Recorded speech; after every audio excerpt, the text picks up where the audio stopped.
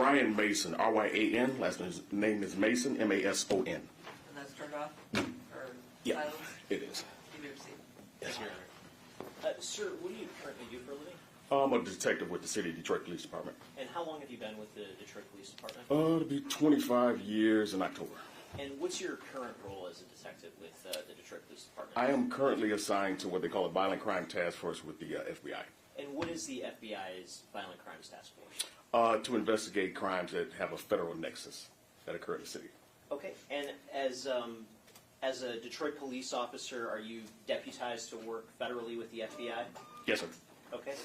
And as part of your role with the Violent Crimes Task Force, did you have some involvement into the investigation of the death of Samantha Woll? I did. And could you describe for the jury at a basic level what your involvement was? Absolutely. Good morning. My role was to extract video from various locations. And do you have any sort of training or experience when it comes to the process of extracting video footage? I do. And what sort of training and experience do you have in that field? I have field training, which I took with Sergeant Lance Sullivan and Sergeant Stephen Ford. I also did formal training down in Glencoe, Georgia at the Federal Law Enforcement Agency. And as part of your role in extracting video, were you involved at all in looking for video from around the neighborhood of the home of Jeff Herbstman at 603 West Grand in Corktown? Yes. And as part of that side of the investigation, did you have the opportunity to obtain some ring footage from a location of 592 West Grand Boulevard? I did various locations, so if I could possibly review a report, that would refresh my recollection. In terms of all the video that you handled in this case, did you document your work with a police report?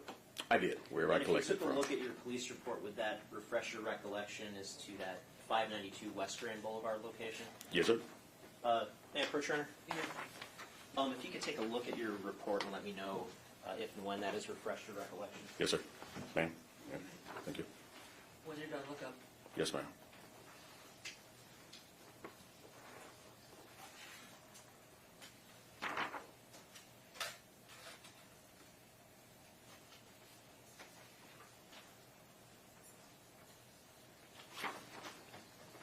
Okay, and having taken a look at your report, has that refreshed your recollection as to whether you obtained some ring footage from 592 West Grand Boulevard? Yes, sir. And did you obtain that footage? I did. And how did you obtain that footage? We use what they call well, back then, I used what they call a ring portal. It's basically a law enforcement agency that they give access to law enforcement agencies. I was able to access that, use this footage, and then download it to a disk. And when you downloaded that footage, did you provide it to other investigators in the case? I did. Okay. And in terms of your other role in extracting footage, were you responsible for extracting some footage that was ultimately used by Sergeant Lance Sullivan for purposes of creating a compilation video? Yes, sir. And as part of that extraction process, did you have the opportunity to visit a Bob Maxey Ford located at 1833 East Jefferson in Detroit? I did. And is that particular location equipped with a camera system? It is. And did you were you able to actually access that camera system? Yes. Were you able to determine whether that camera system's time was accurate compared to real time? Yes. And was it accurate? It was. And did you ultimately download some footage from that camera system? Yes. And I'm holding what's been marked as People's Proposed Exhibit 55. It's a disc. Is it your understanding that the footage that you downloaded is contained on this disc? It is. And when you downloaded that footage, did you make any sort of alterations to it in any way? No. Okay. I'd move to admit Proposed Exhibit 55, Your Honor. No objection. People's 55 will be amended. As part of your role in the extraction process, did you also have the opportunity to go to a location of 1405 Rivard Street in the city of Detroit? Yes, sir. And is there an apartment complex that's located there known as the Lafayette West? Yes. And is that apartment complex equipped with a camera system? Yes. And were you able to access that particular camera system? No, to answer your question, I was put in contact with the person who facilitates their camera system. Okay. And as part of that sort of contact, were you ultimately able to obtain some video from that system? Yes. And were you able to make any sort of determination as to whether that system time was accurate compared to real time? Yes. And was all of the system time at 1405 Rivard accurate compared to real time? There was one system that I dealt with that had two camera times. If I may refresh my recollection, I can tell you exactly which one those are. Yes. And is that on the report that you have in your hand, or is that a different report? This one's different. Okay. This one is in reference to the report that I'm holding is in reference to Bob Maxey and 592 West Grand. And you have a separate report regarding the 1405 Rivard Yes. place. If I could approach, Your Honor. You may.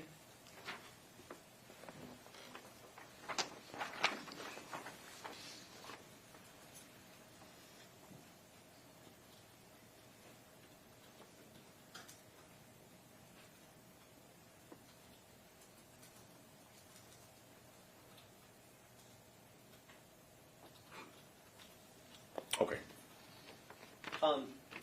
And so, what was the sort of accuracy in terms of the system time compared to real time for that system? There were, in fact, two systems that needed to be downloaded. One of which was what we call even, which is basically on time. If you look at your watch and you look at the clock, the system on there, and say, okay, it matches up. There was another one that was indeed 14 minutes and 58 seconds slow. Okay. And you mentioned you ultimately came into possession of some video from 1405 Rivard. Can you explain to the jury how you came into possession of that video? Yes. When I went to that location, that system is kind of high-tech. So it's basically in what they call a cloud-based on a bunch of servers, big computers looking things. The person that actually runs that system, the custodian of it, does not work at that location. He works remote. So I had to get in contact with him. At that time, I gave him once I did get in contact with him, I gave him the parameters, the date and times that I needed. He downloaded that specific chunk of time. He met with me, if I may continue. Sure. Okay, he met with me at my then base at Homicide, and I then extracted that video transferred that video from his hard drive onto mine. Okay, and that individual, did I ultimately provide you with a proposed business record certification for that video to give to that individual? You did. And did that individual execute that business record certification? He did. And I'm holding what's been marked as proposed exhibit 56. It's an envelope containing a thumb drive. Is it your understanding that that video from 1405 Rivard is on this thumb drive? Yes. And Your Honor, with that, I'd move to admit proposed exhibit 56, the 1405 Rivard video. It is a certified business record. I'd move to have it admitted under 902 subsection 11. No objection. That'll be admitted. Did you admit the one, the first one, the ring? Was there No, something no, in it? it just refer to it just for reference. Oh, okay. We'll cover that later. Okay, I just want to make sure I didn't miss the admission of an exhibit. And then I also want to ask about a Hungry Howie's Pizza located at 1533 East Lafayette in Detroit. Are you familiar with that location? Yes, sir. And where is that location relative to the crime scene in this case? It's fairly close. It's not far away at all. Okay. And is that system equipped with a camera system? Yes. And when you went to that location, were you able to make any determination as to whether that camera system was on time or not? Yes. And was it on time? If I may refer? Yes. Yes.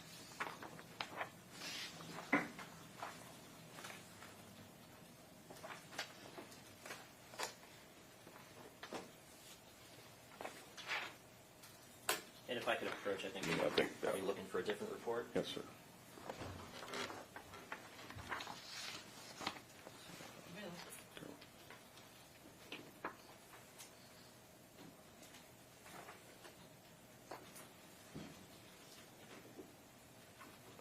Okay. And what, having looked at your report, does that refresh your recollection as to whether the camera system at the Hungry Howie's was on time? It does. And was that system on time? Yes, sir. And did you ultimately download some video from that system from times relevant to this case? I did. And I'm holding what's been marked as proposed exhibit 112. It's a disc. Is it your understanding that that video that you downloaded is on this disc? Yes. And again, did you make any sort of changes to the video or modifications to it when you downloaded it? No, sir. Your Honor, I move to admit exhibit, proposed exhibit 112. No objection. 112 will be admitted. And sir, is it fair to say that you downloaded some video from some other locations as well throughout the downtown area Yes. in relation to this case? And as far as you know, in terms of the other video locations that you downloaded, were any of those ultimately utilized by Sergeant Sullivan for creating the compilation video in this case? Again, there were various videos, so I can't tell you which ones were used, all of them. Okay. But other than your sort of video extraction, was there any other sort of material role that you had in this investigation? No. Okay. No further questions. Thank you. Yes, sir. Hello, Detective.